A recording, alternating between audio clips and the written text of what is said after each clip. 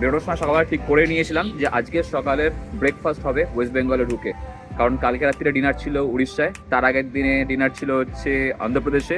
তো এইভাবেই চলছে, রোটেশন চলছে।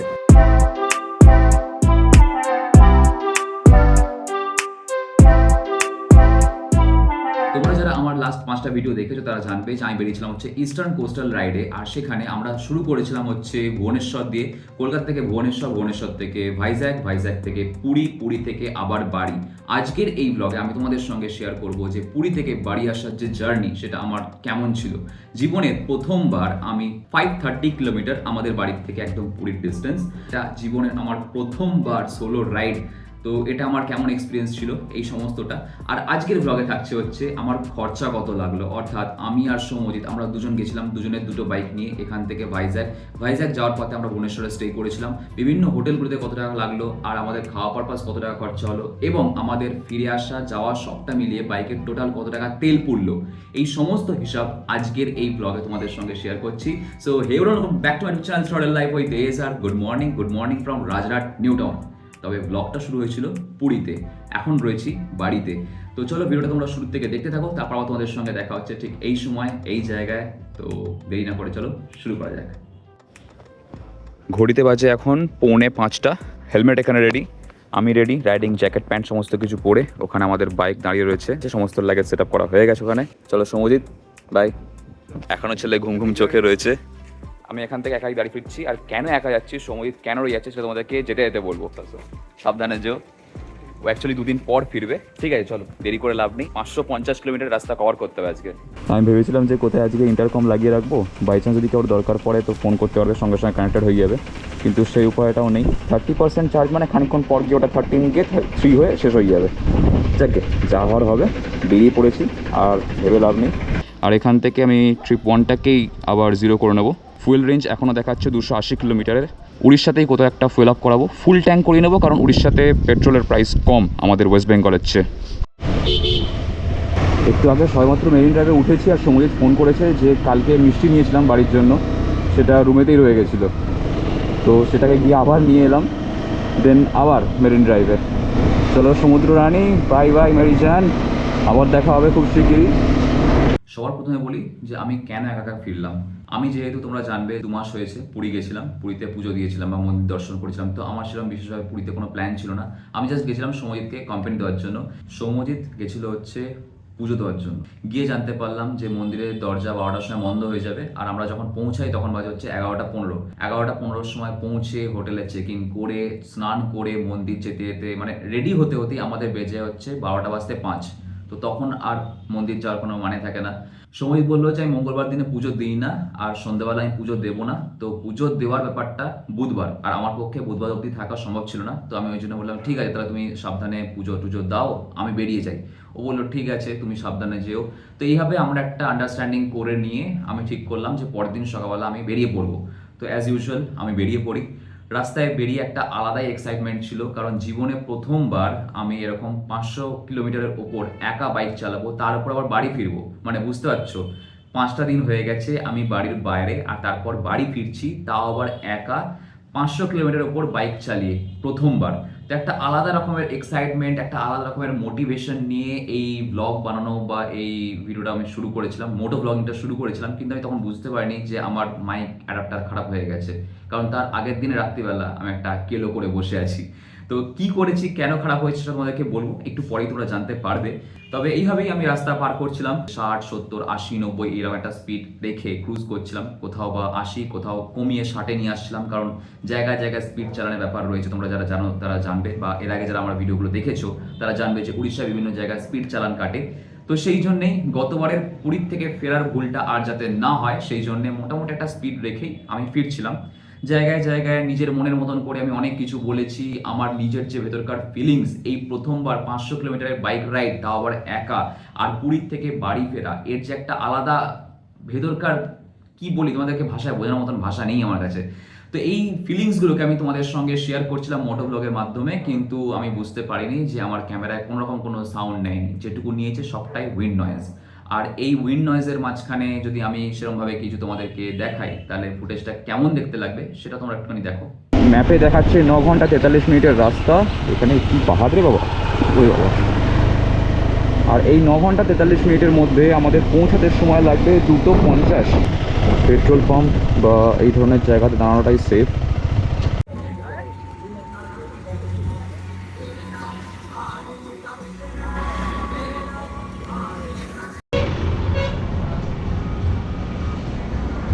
আমরা 46 কিলোমিটার পার করে দাঁড়ালাম। ভেবেছিলাম 50 কিলোমিটার পার করার আগে দাঁড়াবো না, তো 46 আর 50 খুব একটা তফাৎ নেই। ঠিক আছে, 19-20 का फर्क है। चलो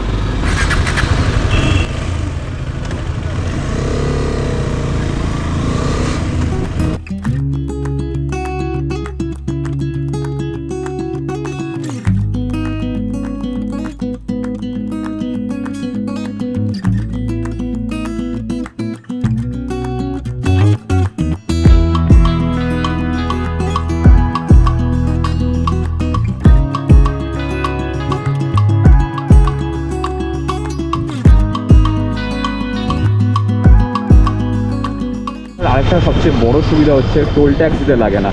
এখানে টোল গেটের লাইন দেখেছো, এক তো ট্রাকের লাইন, ওই সাইডে 4 চাকা মানে ছোটো গাড়িরও লাইন রয়েছে। আর আমাদের কোনো লাইনে দাঁড়াতেই হলো না, আমরা সাইড দিয়ে আরামসে বেরিয়ে গেলাম। আমরা ভুবনেশ্বর পার করে চলে এসেছি, আর আগে গিয়ে পড়বে হচ্ছে ভদ্রক। আর এই 80 কিলোমিটারের স্পিড লিমিট রয়েছে যেহেতু, তো ভাবলাম যে এবার গ্লাভসটা পরে নিয়ে একটু ভাগানো যাক। এতক্ষণ গ্লাভস পরিনি, আর 142 কিলোমিটার চলে এসেছি।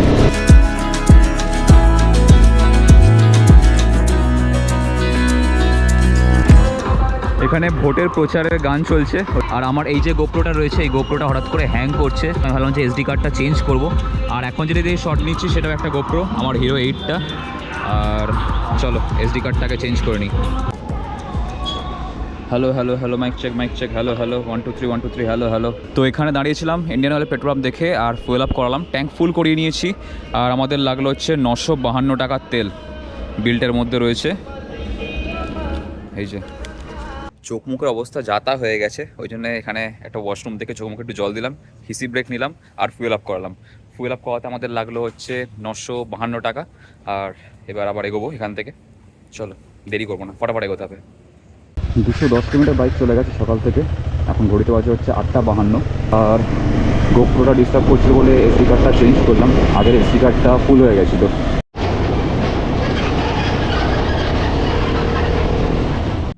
পুরী থেকে শুরু করে ফুয়েল আপ করানো পর্যন্ত আমি মোটামুটি 4-5 বার চেষ্টা করেছি যে আমার মাইকটা যাতে রেসপন্স দেয়, যাতে একটু হলেও সাউন্ড ক্যাপচার করে, কিন্তু কোনোভাবেই আমার চেষ্টা সফল হয়নি।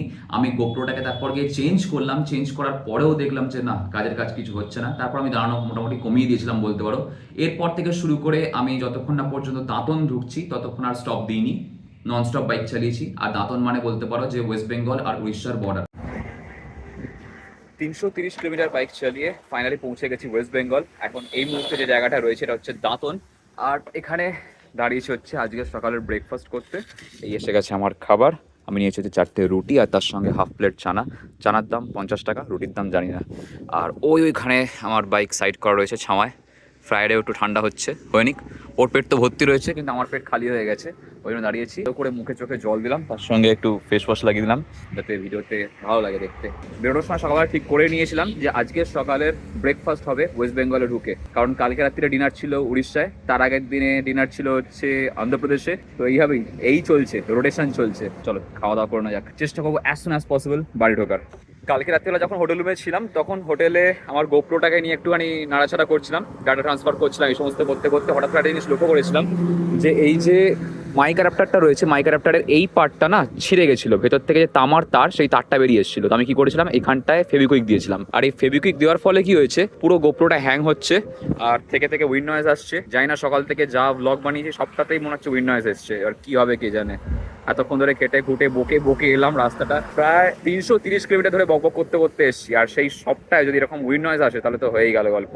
আমি একটু আগে দাঁড়িয়ে ডাটা কার্ড চেঞ্জ করেছিলাম, সমস্ত কিছু ট্রাই করে দেখেছি, তারপরেও গিয়ে হাওয়ার আওয়াজ আসছে। এখন এখানে যা অ্যাডেসিভ ছিল সব অ্যাডেসিভগুলোকে তুললাম, এখানেও তুলে দিয়েছি, দিয়ে দেখা যাক কেমন কি চলে না চলে। ঘড়িতে বাজে হচ্ছে 11:15। আর দেরি করবো না, এবার এখান থেকে ফটাফট বেরিয়ে যাবো। নেক্সট স্টপ একেবারে বাড়ি গিয়ে, আর তার মাঝখানে দাঁড়াবো না, কারণ এখনও আমাদের প্রায় 200 কিলোমিটার ওপর কভার করতে হবে। চলো, আর সময় নষ্ট করে লাভ নেই। গোটা রাস্তা জুড়ে আমি 6 থেকে 7 বার চেষ্টা করেছি যাতে আমার গোপ্রোটা একটু রেসপন্স দেয়, কিন্তু আমার মাথায় তখন এটাই ছিল যে হয়তো এসডি কার্ডটা ক্লিন করা হয়নি, মানে এসডি কার্ডটা ফরম্যাট না করে আমি বারবার কপি পেস্ট করে করে কাজ চালাচ্ছি, তো সেই জন্য হয়তো কোনো সময় বিগড়োচ্ছে। কিন্তু আমি এটা মাথাতেই নেই যে আমি আগের দিন রাত্রিবেলা কি কাণ্ড করে বসে আছি আমার মাইক অ্যাডাপ্টারের সঙ্গে। শুধু তাই নয়, মাইক অ্যাডাপ্টারটাই নয়, আমি যখন পুরীতে ঢুকছি, মানে আগের দিনের ভিডিও যদি তোমরা দেখে থাকো তাহলে জানবে যে আমরা যখন ভাইজ্যাগ থেকে পুরী এন্টার করছি তখন আমরা সাইক্লোনের মধ্যে পড়েছিলাম, রেমাল নট রুমাল।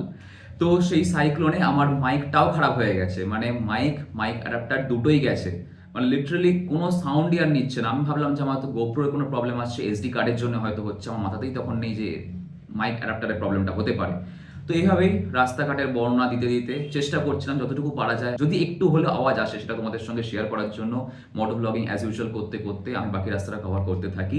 দেন লাঞ্চ ফাঞ্চ করে নিয়ে আর আমি কোথাও স্টপ দিইনি। লাঞ্চ করার পর থেকে শুরু করে একদম বলতে পারো এয়ারপোর্ট 1 নম্বর পর্যন্ত আমি নন স্টপ বাইক চালিয়ে গেছি।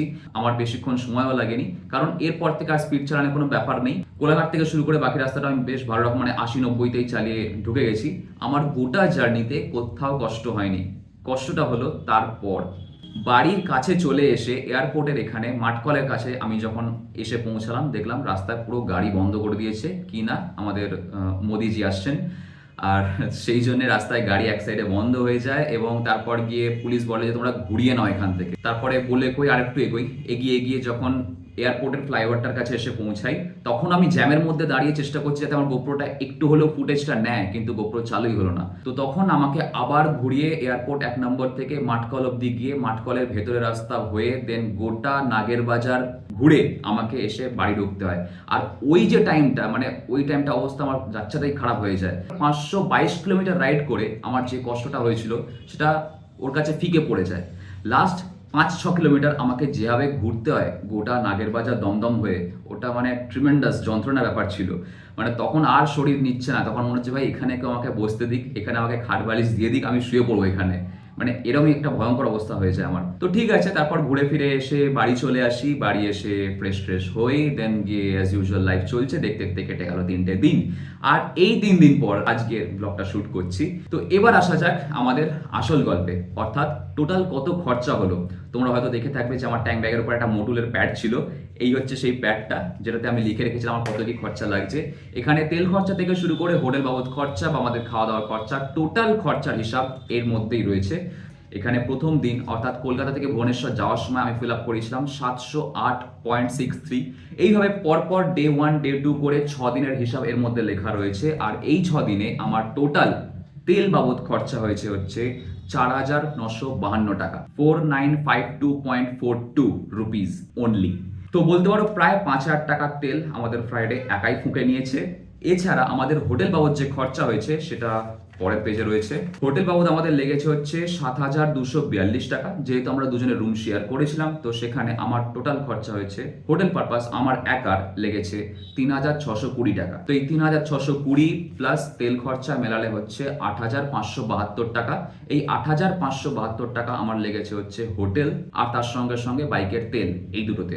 বাদ বাকি যে টাকাটা ওই ধরে নাও 2,500 থেকে 3,000 টাকা মতন হচ্ছে টোটাল খাওয়া দাওয়া পারপাস খরচা। এবার খাওয়া দাওয়াটাও হাফ হয়ে গেছে, কারণ আমরা দুজনে ছিলাম, দুজনে যা কিছু খাবার নিয়েছি সবটাই ডিভাইড হয়ে গেছে। তো ওই বলতে পারো 2,500 থেকে 3,000 টাকা ম্যাক্সিমাম। আর বাদ বাকি যে সমস্ত টুকটাক খরচাগুলো হয়েছে, ওই কখনো পার্কিং ফিস বা এই সমস্ত টুকটাক, মানে খুবই নগণ্য বলতে পারো, ওই 20-25 টাকা এক্সট্রা হবে। আর বাড়ির জন্য যে সমস্ত পুরীর খাজা নিয়ে এসেছি বা টুকটাক কিছু গিফট কিনেছি সেই সমস্তগুলো। থ্যাংক গড যে আমার এরকম কোনো হ্যাবিট নেই, তো ওখানে অনেক পয়সা বেঁচে যায়। আর ঠিক আছে, তো এইটুকুই ছিল আমার খরচা। তো এটুকু বলতে পারি যে গোটা এই ভাইজ্যাগ ট্রিপেতে আমাদের খরচা, মানে আমার যে খরচাটা লেগেছে সেটা হচ্ছে ওই 11 থেকে 12,000 টাকা ম্যাক্স টু ম্যাক্স। তো এই 12,000 টাকার মধ্যে আমরা 5 থেকে 6 দিনের যে টোটাল ঘোরা ফেরা খাওয়া দাওয়া থাকা সমস্ত কিছু মিটিয়ে নিয়েছি। তো আজকের ব্লগটার মধ্যে দিয়ে তোমাদেরকে এটুকুই বলার ছিল।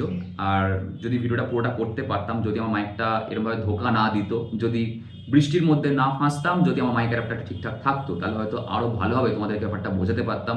আরও অনেক কিছু আমি শেয়ার করেছিলাম এই গোটা ব্লগের মাধ্যমে। মানে বুঝতেই পারছো যে জীবনের প্রথমবার 500 কিলোমিটার উপর একা বাইক চালিয়ে ফিরছি, তাও আবার বাড়িতে, একটা আলাদা রকমের এক্সাইটমেন্ট কাজ করছিল মনের মধ্যে। তো আমি অনেকটা বেশি এফোর্ট দিয়ে অনেক কিছু বলে, অনেক মনের ফিলিংস তোমাদের সঙ্গে শেয়ার করে বা রাস্তার অনেক রকম ফুটেজ তোমাদের সাথে শেয়ার করার চেষ্টা করেছিলাম, কিন্তু কি আর করে, ভাগ্যে নেই, তাই ফুটেজগুলো সেইভাবে তোমাদেরকে দেখাতে পারলাম না। তবে ফেরার সময় আরও অনেক কিছু এক্সপিরিয়েন্স করেছি, যেহেতু একা একজন বাইক নিয়ে ফিরছে, এইভাবে লাগেজ সেট করা রয়েছে উড়িষ্যার মধ্যে দিয়ে বা অন্ধ্রপ্রদেশের মধ্যে দিয়ে। তো তখন গিয়ে না মানে একটা আলাদা রকমের মোটিভেশন কাজ করে নিজের মধ্যে, বা রাস্তাঘাটে যখন একটা 4 হুইলারের মধ্যে থেকে বা একটা 30 লাখ টাকার 4 চাকার মধ্যে থেকে একটা 3 লাখ টাকার বাইকের দিকে তাকিয়ে লোকে থামস আপ দেখায়, তখন আলাদা একটা মোটিভেশন ফিল হয় নিজের মনের মধ্যে থেকে। এটা তোমরা মানো আর নাই মানো, এটা রাস্তায় বেরোলে বোঝা যায়। তো এই সমস্তগুলো ফিল করতে করতে যখন বাড়ি এসে পৌঁছাই, তখন অবস্থা বলার মতন নেই। তো that's it for the blog. এই ব্লগেতে এইটুকুই তোমাদের সঙ্গে শেয়ার করার ছিল। বাকি চলো, আজকে ভিডিওটা আমি এখানে শেষ করে দিচ্ছি। গোটা এই জার্নিটা যারা দেখেছো তারা অবশ্যই কমেন্টে জানিও তোমাদের কেমন লাগলো। আর এই ব্লগটা এইভাবে শেষ করলাম কারণ উপায় ছিল না। আর লাস্ট 2-2.5 বছর ধরে আমি বিশ্বাস করো কোনো দিনও এতটা লং রাইড একা একা করিনি। তো এই প্রথমবার মোর দ্যান 520 কিলোমিটার্স বাইক চালিয়ে বাড়ি ফিরে এসে একটা আলাদা মোটিভেটেড ফিল হচ্ছে। এটা মনে হচ্ছে যে হ্যাঁ ভাই, আমিও পারবো চাইলে একদিনে মোর দ্যান 500 কিলোমিটার ক্রস করতে। তো এইরকম সোলো রাইড তোমরা যদি দেখতে চাও তাহলে সেটা কিন্তু অবশ্যই এই ভিডিওর কমেন্ট বক্সে জানাও। বাদ বাকি আজকে ভিডিওটা আমি এখানে শেষ করে দিচ্ছি। ভিডিওটা ভালো লেগে থাকলে মনে করো লাইক করে দিও, চ্যানেলটাকে সাবস্ক্রাইব করে দিও, পাশে বেল আইকনটা অবশ্যই বাজিয়ে দিও যাতে আমাদের নেক্সট ভিডিও আসলে নোটিফিকেশন পেয়ে যাও। দেখা হচ্ছে খুব শীঘ্রই তোমাদের সঙ্গে পরের ব্লগেতে। Till then stay safe, take care, চলো বাই।